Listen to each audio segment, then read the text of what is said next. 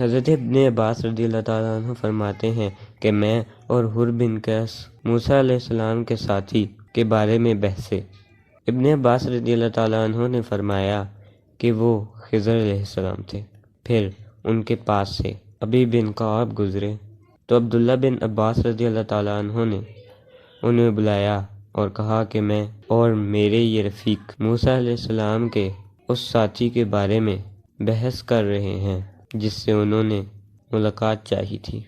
کیا آپ نے رسول اللہ صلی اللہ علیہ وآلہ وسلم سے اس کے بارے میں کچھ ذکر سنا ہے؟ انہوں نے کہا ہاں، میں نے رسول اللہ صلی اللہ علیہ وآلہ وسلم کو یہ فرماتے ہوئے سنا ہے۔ ایک دن موسیٰ بنی اسرائیل کی ایک جماعت میں بیٹھے ہوئے تھے کہ اتنے میں ایک شخص آیا اور اس نے آپ سے پوچھا، کیا آپ جانتے ہیں کہ دنیا میں کوئی آپ سے بھی بڑھ کر عالم موجود ہے؟ موسیٰ علیہ السلام نے فرمایا نہیں۔ اس پر اللہ تعالیٰ نے موسیٰ علیہ السلام کے پاس وحی بھیجی کہ ہاں، ہمارا بندہ خضر ہے جس کا علم تم سے زیادہ ہے۔ موسیٰ علیہ السلام نے اللہ سے دریافت کیا کہ خضر علیہ السلام سے ملنے کی کیا صورت ہے۔ اللہ تعالیٰ نے ایک مچھلی کو ان سے ملاقات کی علامت قرار دیا اور ان سے کہہ دیا کہ جب تم اس مچھلی کو گم کر دو تو واپس لوٹ جاؤ، تب خضر سے تمہاری ملاقات ہوگی۔ تب موسیٰ چلے اور